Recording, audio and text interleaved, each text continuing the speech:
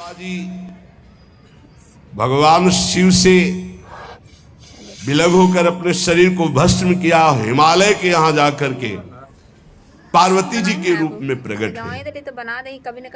हिमालय पुत्री पार्वती बाल्यावस्था से ही निरंतर ध्यानस्थ रहना शिव अनुराग में। जब किशोर अवस्था हुई, किसी से कोई संभाषण नहीं करती थी माता जी, हर समय भगवान शिव के ध्यान में निमग्न रहना, कठोर तप करना शुरू कर दिया। जो बिल्व पत्र सूख कर गिर जाते थे, माता जी उसको अपने मुख में रख करके पा लेती। एक बिल्व पत्र, अपर्णा, शरीर सूखने लगा। माता जी का नाम अपर्णा। भारी तपस्या।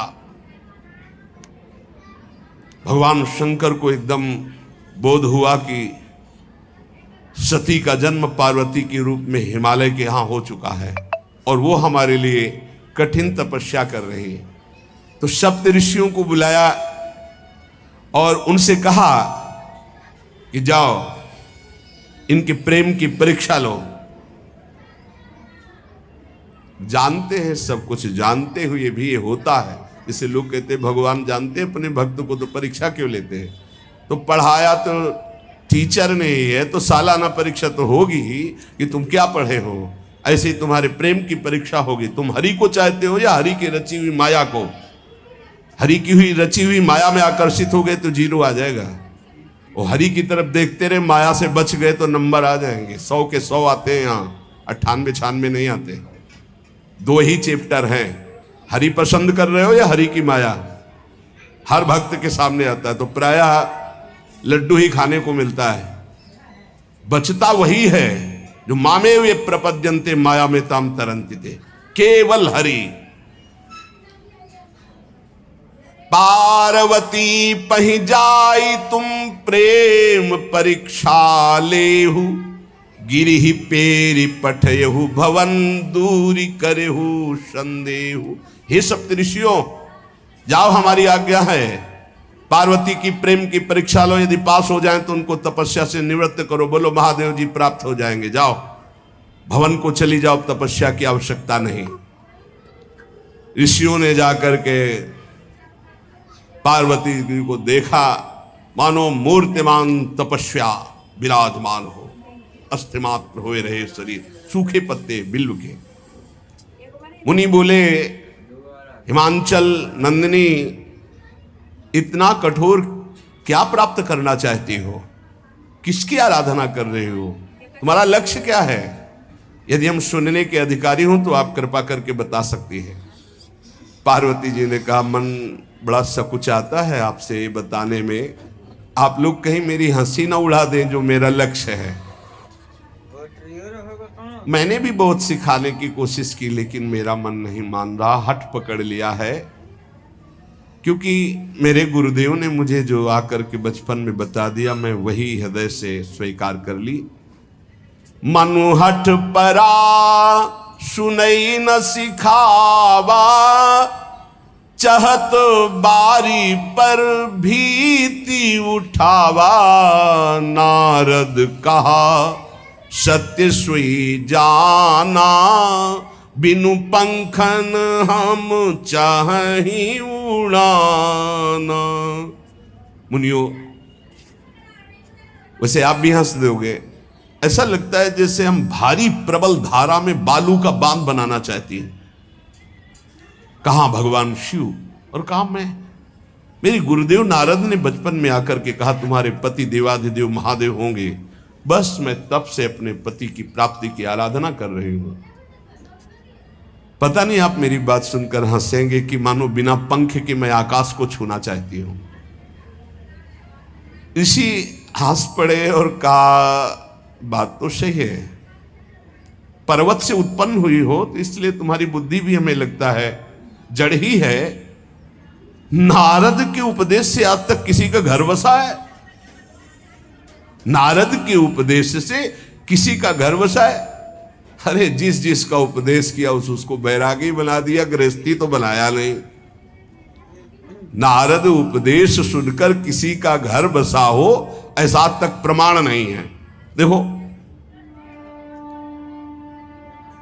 दक्ष के पुत्रों को उपदेश किया, 10,000 को 1,000 लौट कर नहीं आए, सब बैरागी बन गए। चित्रकेतु को उपदेश किया, घर चौपट हो गया। प्रहलाद जी को उपदेश किया, पूरा हिरण्यकश्यप का नाश हो गया। नारद सिख जे सुनहि नर नारी, अवसि होई तजी भवनु भिखारी। तुम्हारे गुरु नारद जी की जो सीख सुना बर्बाद हो गया, बाबा जी बन गया, भजनानंदी बन गया। वैसे हम बताएं, नारद जी हैं बड़े कपटी, ऊपर से साधु का चिन्ह है, अंदर से कपट। क्या कपट? उसके संसार का नाश कर देते हैं, भगवान से जोड़ देते हैं। मुझे नारद जी की बात कम समझ में आती है। ये उल्टा बोल रहे ऋषि परीक्षा के लिए, गुरु निष्ठा हटाने के लिए, समझ रहे हो? पार्वती जी ने कहा बचपन में मेरे गुरुदेव ने बता दिया, वही मैं। नारद जी की बात आज तक घर किसका? जो नर नारी नारद की बात सुने भवन त्याग करके भिखारी बन गया, प्रमाण है। उनके वचनों पर तुम विश्वास मान रही हो। महादेव जी को पति निर्गुण नीलाज कुबेश कपाली, अकुल अगेह दिगंबर ब्याली।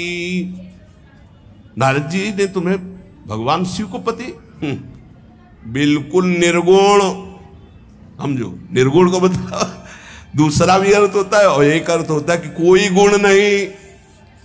नीलाज, नंगे धड़ंगे घूमते कभी कभी। दिगंबर, कोई लज्जा नहीं। कुबेश, भाई सुंदर मुकुट लगाए हो, पोशाक पहने हो, नहीं, चिता की भस्म लगाए, मुंडों की माला पहने, बहुत बाघंबर डाल लिया, ये कुबेश है। कपाली, मनुष्य के मुंडों की माला। अकुल, आज तक कोई पता नहीं लगा कि किस कुल के हैं महादेव जी, क्योंकि सब कुलों के मूल है, मूल का मूल वही है, उनके मूल कोई है नहीं। अगेह, एक दीवाल नहीं है, 60,000 योजन का एक बरगद का पेड़ है, उसी के नीचे रहते। 60,000 योजन, 1 योजन 4 कोस, 1 कोस 3 किलोमीटर। कितना बड़ा वटवृक्ष? कैलाश में एक वटवृक्ष जिसके नीचे रहते 60,000 योजन का। 6 ऋतुएं शोभा देती उसी वटवृक्ष के। और कोई घर तो है नहीं महादेव जी के। और आभूषण भूल मत करना, बड़े बड़े विषैले सांपों का आभूषण कोई सोना चांदी नहीं पहनते महादेव जी। हमें लगता है ऐसा दूल्हा के लिए ऐसा तप। नारद जी ने ठग लिया तुम्हें, पागल बना दिया तुम्हें। देवाधिदेव महादेव के सुनो, इन्हीं ने शिक्षा दी थी सती को। ऐसे बौरे पति मिले, आग में जाके शरीर भस्म करना पड़ा। इसलिए हम तुम्हें बता रहे हैं कि बहुत सुंदर दूल्हा हम देख के आए हैं। हम जान गए थे कि तुम तपस्या कर रही हो। हरि का नाम सुना है? बैकुंठ में रहते हैं, बहुत सुंदर हरि है। यदि उनका आप वर्ण कर ले तो सुखी हो जाएंगे। बैकुंठ राजधानी, अब आभूषण उनके क्या कहना, पार्षद सही। ऐसे शिव जो चिता की राख लगाते हैं, सांपों की माला पहनते, मुंडों की माला, सांप का जनेऊ, बाघंबर, हमें तो पसंद नहीं आए। और हमारी बात मान लो, ऐसे के पास स्त्रियां टिक नहीं सकती जिनके घर नहीं, आभूषण नहीं, धन नहीं, कोई भोग सामग्री नहीं, उदासीन, उनको किसी से मतलब नहीं। तो सुनो, हमारा विचार स्वीकार कर लो। अति सुंदर सुचि सुखद सुशीला, गावहि वेद जासु जस लीला, असबर तुम्हि मिलावब आनी। बहुत सुंदर त्रिभुवनपति, बड़े सुशील, गुणवान, जिनका यश वेद गाते गाते अघाते नहीं है, कोई दो